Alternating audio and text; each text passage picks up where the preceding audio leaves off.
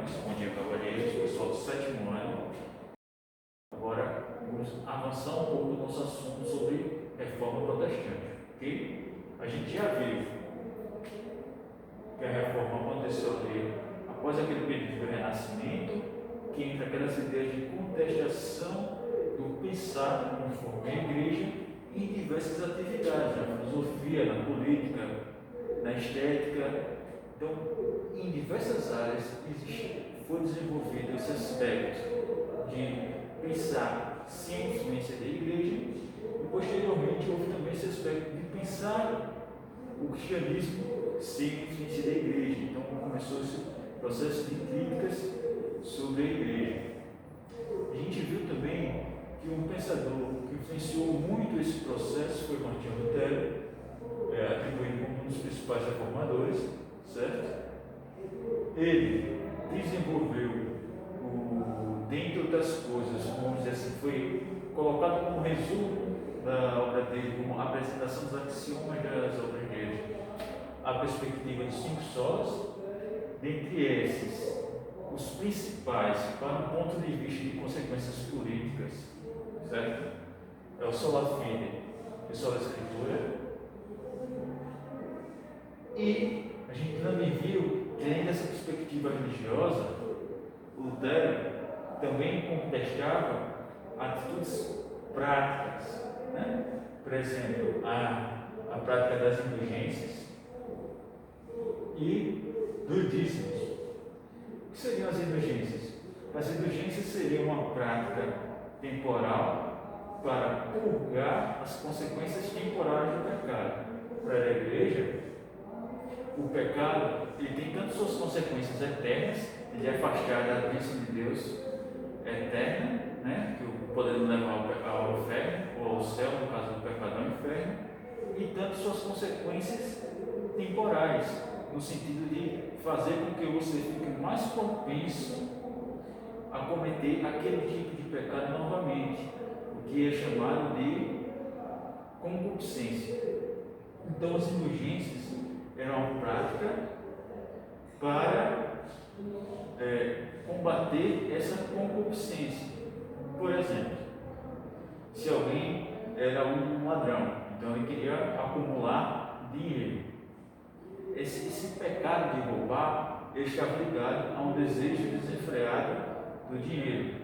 Nesse sentido, uma prática de indulgência, uma prática penitencial, ou seja, uma indulgência, para esse pecado específico, seria, por exemplo, fazer doações em dinheiro, né? Fazer o bem através do dinheiro.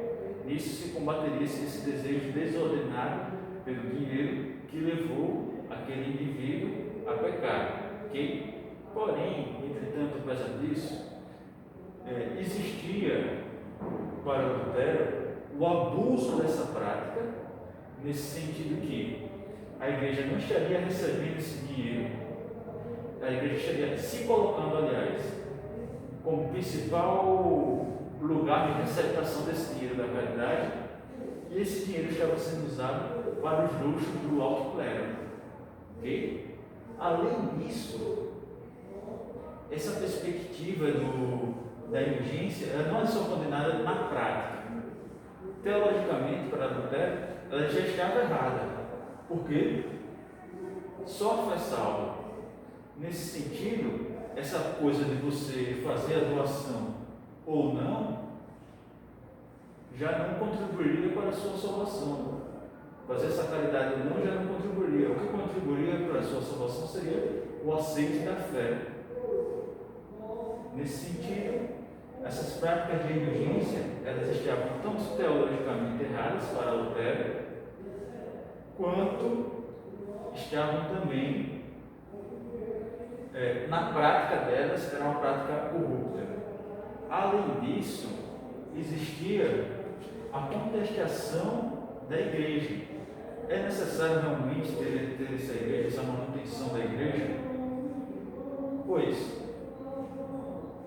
se através das escrituras, elas são as únicas fontes da verdade divina, através do conhecimento dela, do estudo dela, é possível que a gente aprenda a ser um cristão, e daí a gente não vai precisar mas é a igreja. É a escritura que guarda a verdade da fé e não a igreja.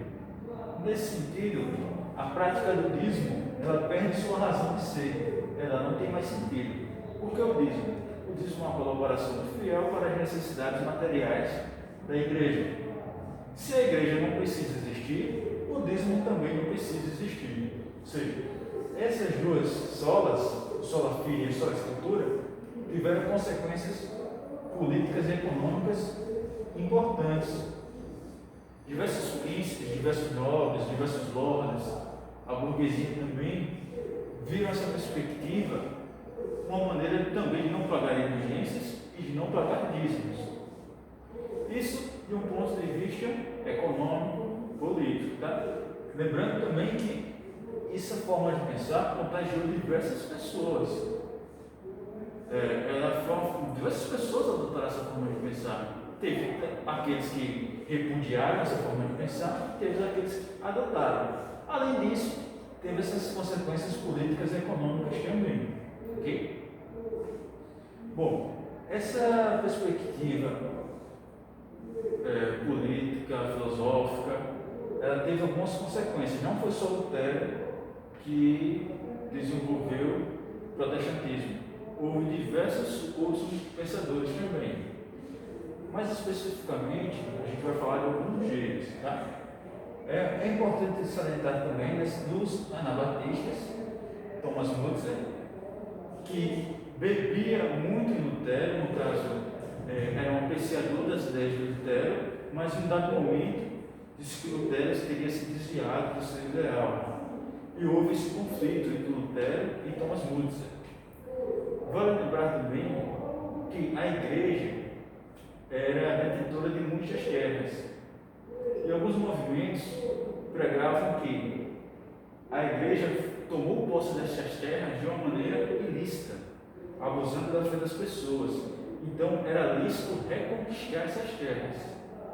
Nesse sentido,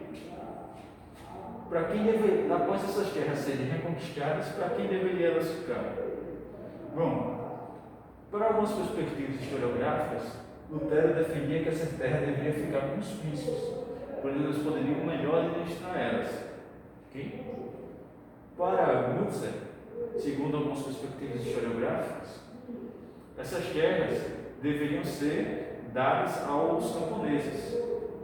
Bom, houve esse conflito, a chamada revolta anabatista, e os príncipes derrotaram os revoltosos anabatistas. Okay? Os príncipes, especificamente alemães, certo? Mas a reforma não só aconteceu na Alemanha. Tivemos dois grandes processos também de reforma.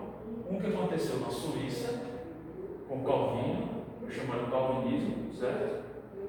A principal característica desse movimento é a crença em uma predestinação, onde os homens eles já estão selecionados, quem vai para o céu e quem não vai.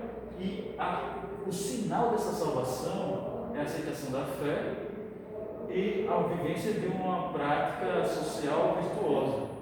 Okay? Então, existe essa perspectiva da predestinação. O calvinismo também teve suas consequências políticas. Ele teve uma parte de conflito na Suíça, onde após esse conflito houve um período de paz, onde os príncipes suíços poderiam escolher sua liberdade, sua opção religiosa. E Calvino também fundou o consistório, que era uma assembleia que tinha uma parte de dominação política, que tinha seu aspecto de poder político também. Okay? Essa assembleia era chamada de consistório. Além do calvinismo, teve também o anglicanismo. Aconteceu na Inglaterra, foi fundado por Henrique VIII. Esse anglicanismo, ele tinha um quê de absolutismo, ele ajudava a formação do absolutismo, ou seja, de um rei com poder absoluto, inclusive poder sobre a religião dentro daquele reino. Ou seja, para a igreja ou para a religiosidade ter atuação dentro de um reino, ela tem que estar subordinada àquele rei, sendo esse rei o maior líder religioso dentro daquele reino. Ok? Bom, essa perspectiva conta-se que foi em relação a uma tentativa de divórcio do rei Henrique VIII. Houve essa motivação. Henrique VIII, ele não tinha herdeiros masculinos, isso ele culpava sua mulher e queria se divorciar para poder casar de novo, então ter um herdeiro masculino. Porém, entretanto, apesar disso, isso não foi autorizado a ele. Então, ele aproveitou-se dessas novas ideias que estavam surgindo na Europa e decretou que ele seria o novo líder dessa religião, que seria o anglicanismo. Ok? Essa é a perspectiva do anglicanismo. E até hoje a igreja anglicana existe, certo? Bom, Calvino e o calvinismo, Henrique VIII e o anglicanismo, Lutero e o luteranismo, essas são as principais correntes do protestantismo em relação à perspectiva política, histórica econômica, certo? Bom, tudo isso acontecendo, a igreja também teve suas ações, né, para combater o avanço do protestantismo, que foi chamado de Contra-Reforma. Bom, a Contra-Reforma foi essas diversas iniciativas que a igreja teve para combater o avanço do protestantismo. Bom, o principal delas foi a realização do Concílio de Trento, onde foi debatida essas contestações protestantes e foram reafirmadas os dogmas católicos. Uma segunda ação foi a estruturação do Tribunal do Santo Ofício, onde poderia se julgar aqueles que defendiam as teses católicas e os que não defendiam as teses católicas, porque existia uma certa confusão também do que era defendido pela igreja ou não. Às vezes algumas pessoas se confundiam nisso, certo? Até hoje, às vezes a gente encontra pessoas que não entendem exatamente o que a igreja defende, né? Qual seria a postura da fé da igreja católica. Bom, esse Tribunal do Santo Ofício, ele interpretava se aquela pessoa estava agindo e pregando conforme a igreja católica ou não. E a partir disso, os poderes locais, em geral, puniam aquela pessoa caso ela fosse condenada. Nessa época, não existia necessariamente uma distinção entre o poder da igreja e o poder do rei, né? Existia uma grande influência, tanto que, como a gente pode ver, sempre a adoção do príncipe daquela cidade, do prefeito daquela cidade, da governante daquela cidade, ou a opção religiosa do líder político, influencia toda a sociedade. Todo o país torna-se membro da nova opção religiosa do líder político. Nesse sentido, essas lideranças políticas interpretavam um pertencimento a outra vertente religiosa, muitas vezes, como uma afronta a ele mesmo, porque um germe ali, uma semente de uma possível rebelião futuramente. Outra situação, a formação de ordens religiosas, diversas ordens religiosas foram incentivadas a crescer e incentivadas a serem criadas. Para quê? Para que elas formassem as outras pessoas e fizessem o processo de catequese, o processo de disseminação da fé católica. Uma dessas ordens, por exemplo, são dos jesuítas, que vai ter um papel muito importante na formação escolar aqui no Brasil, né? Na colonização portuguesa, etc.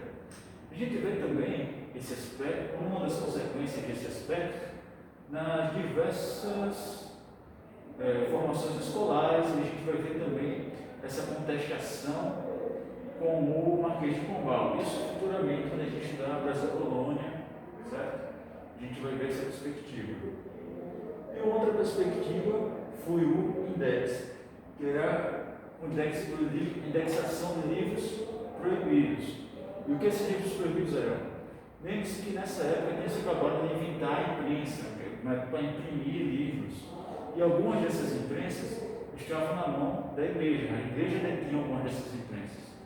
E o Index proibia livros de serem impressos pelas imprensas da igreja e também recomendava os fiéis para não lerem esses livros, pois para a igreja esses livros teriam alguma má influência, alguma coisa corrupta que poderiam desviar a pessoa da fé ou de uma reta razão do cristianismo. Okay? Então, isso era o Index. Então,